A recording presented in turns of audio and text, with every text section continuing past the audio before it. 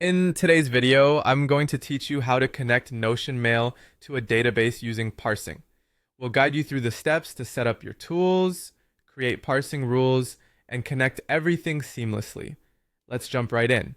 First, you'll need to set up your tools. This is the foundation of everything we're going to do. It's essential to have access to your Notion account and the database that you'll be connecting to.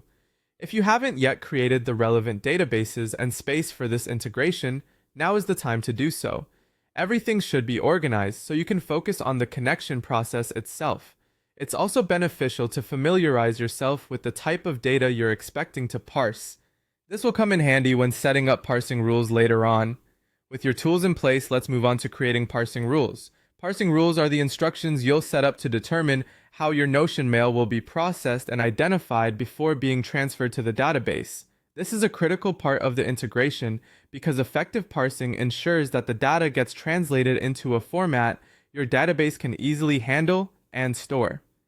To create these rules, review the mail format sent to Notion, identify the data points you need and how they should appear in your database. This might include subject lines, email bodies, or specific identifiers like dates or names. Understanding the structure of your incoming mails will allow you to craft comprehensive rules tailored to your needs, which is key to a smooth integration. Next, we need to connect to Notion. Head over to your Notion account and initiate the process of connecting it to your parsing system. This will usually involve a tab where you can manage integrations or connected apps. Follow the prompts to authorize your chosen parsing tool to access your Notion account and database. Depending on the tool you're using, this step may slightly vary. But key here is granting permissions correctly to avoid any data transfer issues later on. Finally, give your integration a meaningful and recognizable name. Something like make.com automation works well if it describes the task effectively. Assign this integration to the proper workspace within Notion to ensure it populates in the desired database. Once you've confirmed the workspace and finalized the integration, click Submit.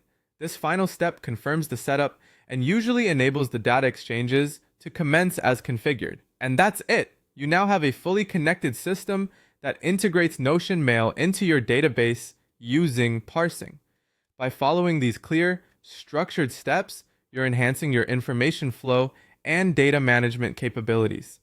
This setup not only enhances productivity, but ensures your data is organized, accessible, and ready for use whenever needed. Thank you for watching, and I hope this guide has been helpful in getting your integration up and running smoothly.